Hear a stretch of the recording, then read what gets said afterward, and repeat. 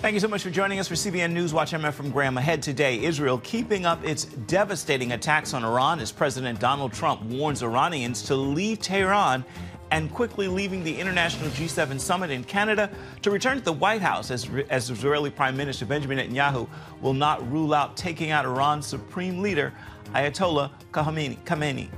Amid the conflict and the oppressive rule of the Islamic regime in Iran, the church there remains strong, growing faster than other countries in the world. China demonstrating the growing strength of its Navy in the Pacific, while here at home, Congress is working to build up America's power on the seas. And an American woman is quietly building an army in one of the most dangerous places on earth, not with weapons, but with prayer. All those stories and more right now on CBN News Watch. This is CBN News Watch. We're going to begin this half hour with the war between Israel and Iran and President Trump's actions as he unexpectedly departed the G7 summit in Canada to join his national security team back at the White House. And Israeli Prime Minister Benjamin Netanyahu says the battle against Iran is far from over. CBN's Chris Mitchell brings us the story now, reporting from Jerusalem. As he left Canada, Trump wrote on Truth Social, "Iran should have signed the deal I told them to sign." Simply stated, Iran cannot have a nuclear weapon. Everyone should immediately evacuate Tehran. A massive exodus of people are fleeing Iran's capital, as Israeli officials also urged thousands of people in Tehran on Monday to evacuate ahead of airstrikes. There are reports Iran is sending urgent signals to end the war and resume nuclear talks if the U.S. does not join the fight. Talking to ABC News, Israeli Prime Minister Benjamin Netanyahu said he doesn't see signs Iran is serious about ending the war. Well, we're going to see if Iran is serious about dismantling their nuclear program, dismantling their missile capacity, dismantling the terror axis that terrorizes everybody in the Middle East and well beyond. If they agree to all of that, obviously, the war could end. If they lay down their arms, they lay down their weapons of mass death, that's different. But so far, they haven't done it. Netanyahu also said Israel will not rule out targeting the Ayatollah because taking him out would end the conflict. The IDF says it's hit more than 250 targets across Iran, estimating it's destroyed a third of the regime's ballistic missile launchers and continues to strike military infrastructure, surface-to-surface missiles, and UAVs. As in Gaza, Lebanon, and Yemen, Israel sent evacuation warnings to civilians in Tehran to avoid military targets. In the middle of a program, the IDF also hit the IRIB, Iran's state broadcaster, considered a key propaganda arm of the regime. The center's activities were carried out under the direct guidance and mission of the Revolutionary Guard. For years, the Revolutionary Guard has called for the destruction of the State of Israel and genocide. Monday night, Netanyahu said the campaign is far from over. We have more goals, and we're really going to do a root canal here. We're changing the face of the Middle East, and this can lead to far-reaching changes, even within Iran itself. Iran today is seeing the fastest growth of Christianity than in any other country in the world today, and they are on fire. CBN's George Thomas has reported extensively on the underground church in Iran. The church is on fire. The Iranian regime is scared to death of the rising evangelical movement inside the country. Not so much about a threat, that they want to depose the regime politically, but they want to bring a new spirit to the country. And there's a tremendous prayer movement that has been unleashed across Iran for many, many years. So many people seeing dreams and visions, seeing Jesus Christ in dreams and visions. He says believers inside Iran need prayer now more than ever. So pray for continued boldness and the strength and the courage in the days ahead, because the regime, when they're cornered, when they're under the spotlight and under the gun, so to speak, they tend to take their frustration and their anger on their own people. And Chris Mitchell joins us now with more. So, Chris, both Israel and President Trump have warned people to leave Tehran, and many are trying to get out, as we saw in your piece. What else is the president posting on Truth Social? Well, one of the latest things he's done, Ephraim, is he's actually contradicted reports that he's engaged in negotiations with Iran. He wrote, "I've not reached out to Iran for peace talks in any way, shape, or form. It's just more highly fabricated fake news. If they want to talk, they know how to reach me, and they should have taken the deal that was on the table, and that would have saved a lot of lives." And I think we'll find some more clarity, Ephraim, when Trump gets out of this meeting with his National Security Council. We're also seeing, as we said, that massive exodus out of Tehran. And possibly, some people are anticipating the possibility that actually the U.S. may join Israel's attack against Iran's nuclear facilities. One key infrastructure would be the enrichment facility at Fordow that's buried under a mountain. Many people believe it's really only the massive bunker-busting bomb that the U.S. has that could actually penetrate that bomb. And I just heard one other thing this morning. One person is actually suggesting that maybe if the U.S. doesn't want to get directly involved, that Israel could actually rent a B-52 bomber and that bomb to go ahead and hit Fordow. Netanyahu says he will not rule out killing Iran's supreme leader, Ayatollah Khamenei. Is that a realistic possibility? Well, I think it is. Netanyahu's reported said it would end the conflict. It would really send shockwaves throughout all the people of Israel. And, you know, Netanyahu added in that interview with ABC News, you know, they've had half a century of conflict by this regime that terrorizes everyone in the Middle East. And it's the forever war that Iran wants. And actually it brought the Middle East to the brink of nuclear war. And Israel's standing up against the forces of evil. He didn't reveal whether or not Israel would target Khamenei, but the defense minister for Israel, Katz, threatened Khamenei, and he said, "Be careful you don't end up like Saddam Hussein. Hussein, the former Iraqi dictator, was actually killed by his own people." What did Israel's foreign minister say about the next successor of Iran's chief of staff, and how many Iranian senior leaders have already been eliminated?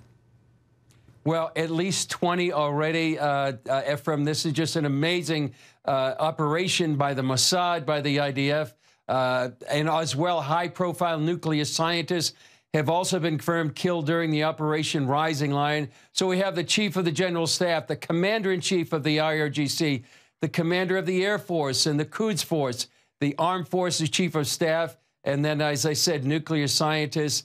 So we've also had 2 chiefs of staff that have been eliminated in the past 5 days. The second one, only 4 days on the job. And this is what Gideon Sa'ar, the Israeli foreign minister, said. "We still don't know who the successor of Iran's chief of staff will be, but I'd recommend whoever that position is offered to think it through. If he accepts, extreme caution is recommended." I know you're following this on many fronts. What are people saying about this moment in history?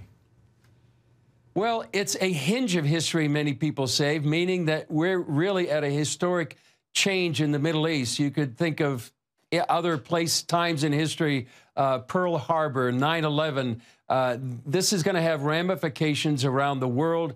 We're here 5 days into an unprecedented military operation likened by some to the 1967 Six-Day War, which changed the complexion of the Middle East. We may be witnessing the fall of the most ruthless dictatorship in the Middle East for a long time. So this is going to have profound geopolitical and even spiritual consequences here in the region. We're already seeing and feeling that as well, Ephraim.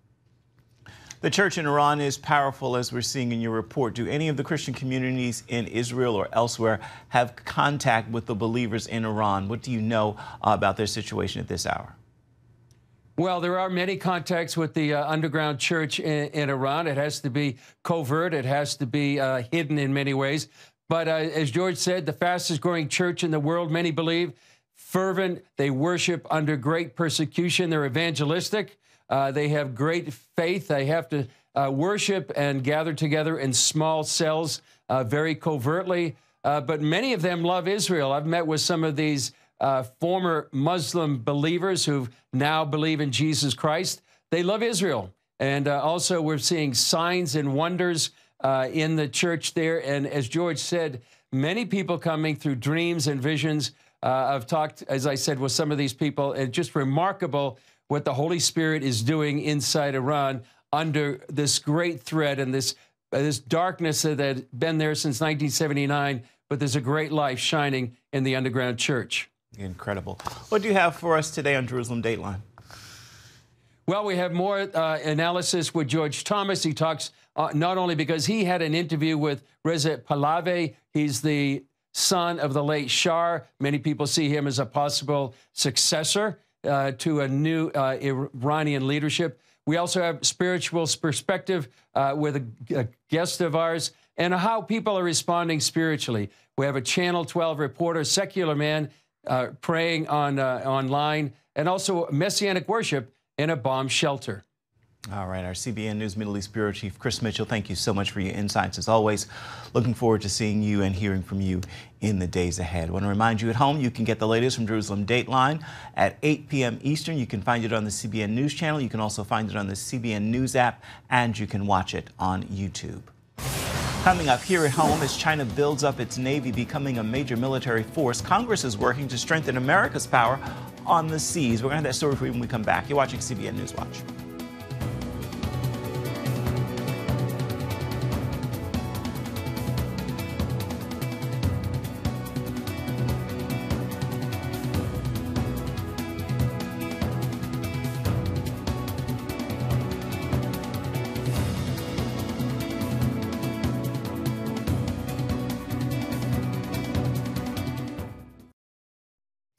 Japan has confirmed 2 Chinese aircraft carriers have operated together for the first time in the Pacific. That is another concern about Beijing's rapidly expanding military activity far beyond its borders. Here at home, lawmakers have been warning America's ability to build and maintain a strong Navy has fallen behind. Congress is stepping in with bipartisan support to change that. National security correspondent Caitlin Burke brings us this story. On the issue of national security, talk of shipbuilding usually refers to the Navy. In this case, Senator Todd Young sees the commercial maritime industry also being a crucial piece of the equation. Right now, the United States, we have 80 U.S. flagged U.S. crewed vessels to carry goods into the United States and out of the United States. But we're a maritime nation, as we have been from the very beginning, and we need to be less at the mercy of the Chinese Communist Party when we need ships. They have 5,500 commercial vessels. These 80 U.S. merchant ships transport items internationally, ensuring our supply chain in times of peace and critical military needs in times of crisis. Over the last few decades, however, the U.S. shipbuilding industry has taken a hit, largely due to lack of investment, strict U.S. regulatory requirements, and outsourcing the work to other countries to save money. Beijing, meanwhile, has made shipbuilding a priority. They are able to manufacture roughly 1,000 every year. The United States, we can only manufacture five vessels every year. So we need to increase our manufacturing capacity. The Ships for America Act, a bipartisan bill reintroduced this year by Senator Young and Democratic Senator Mark Kelly, aims to revitalize the U.S. shipbuilding and commercial maritime industry by greater investment in domestic shipyards, incentives for people to join the industry's workforce, and partnering with the Navy to ensure its needs are met as well. This is a pretty comprehensive piece of legislation. Fortunately, President Trump has been on board. We have support from Republicans and Democrats alike in the House and Senate. And we need to get started on this project right now because it'll take time to put all this in motion. Senator Young says building and staffing more of these ships will create American jobs, keep supply chains resilient, and strengthen the ability to keep the U.S. military supplied in times of war. Caitlin Burke, CBN News, Washington.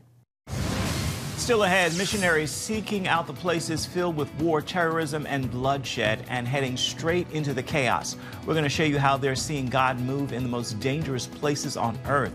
We've got the story right after this.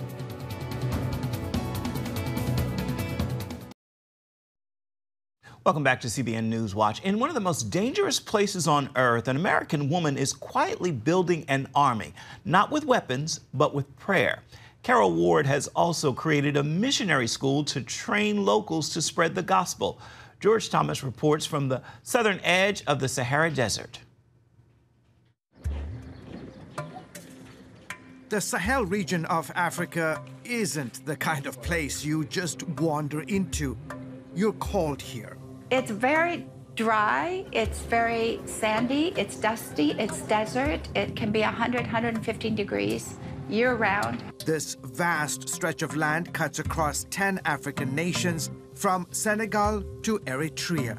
It's a land of extremes, scorching heat, shifting sand, and deadly danger.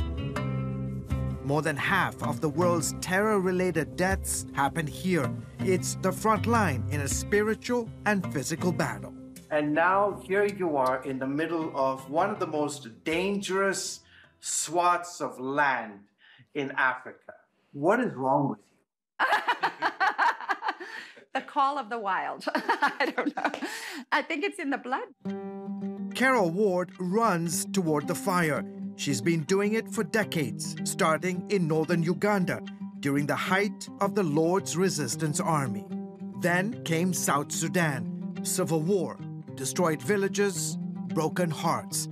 While others fled, Carol stayed, bringing healing, hope, and the relentless love of Jesus.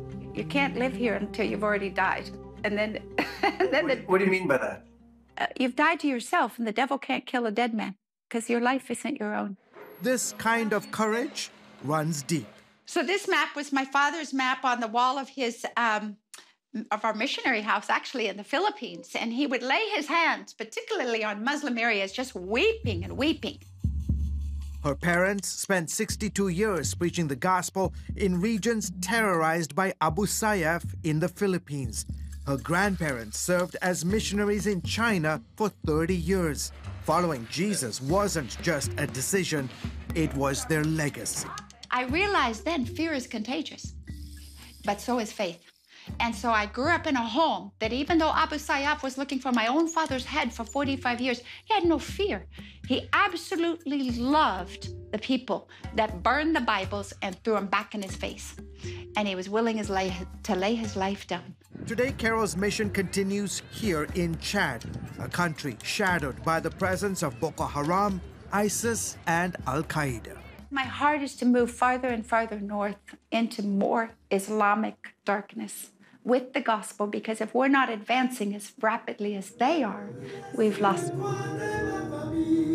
She's launched a nationwide prayer movement raising up local believers, Chadians who know the land, language, and cost of following and sharing Christ. We've had some Boko Haram come to Jesus in our missionary training school. We've done 5 of them in Chad now, and are launching missionaries. We have over 150 launched in Chad, and these are Chadian missionaries. Some of those missionaries have gone east into the flood of Sudanese refugees escaping war. Many believers, baptized 202 of them, the first missionary training school they had.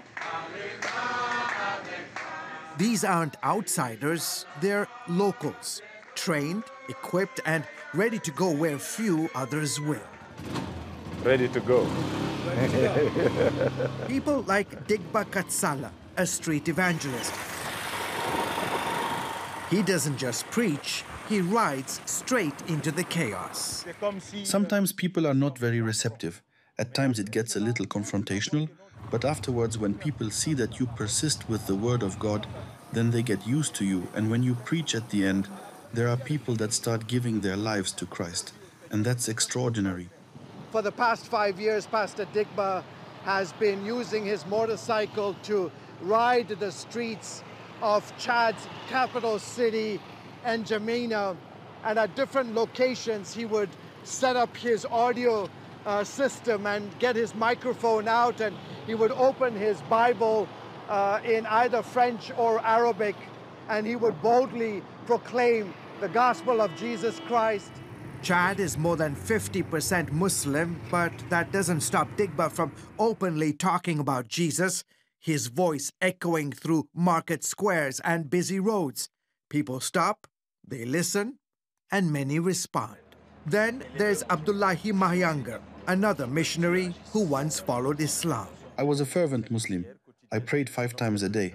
I fasted during Ramadan, and I did not like Christians at all. His father trained with Islamic extremists in the Sahel to target Christians. Now Abdullahi walks into the same regions, not with hate, but with hope. While the world sees terror here, he sees something else. There is hope because many Muslims in these countries are open today to listening to the gospel. God is really working in the Sahel. They are coming to Jesus in large numbers, and their lives are being transformed. Carol calls Abdullahi, Digba, and countless other Chadian believers the tip of the spear. Through prayer, sacrifice, and the reckless love of God, they are reshaping the spiritual map of one of the most dangerous places here on the continent. Prayer transforms us to be willing to lay our lives down and fulfill the Great Commission, no matter the cost. Prayer gives us the burden. We actually get maps out, and we map where are the unreached people groups, where's terrorism, where are wars and bloodshed. Let's go. George Thomas, CBN News, N'Djamena, Chad. We'll be back with an encouraging word for your day ahead. Stay with us.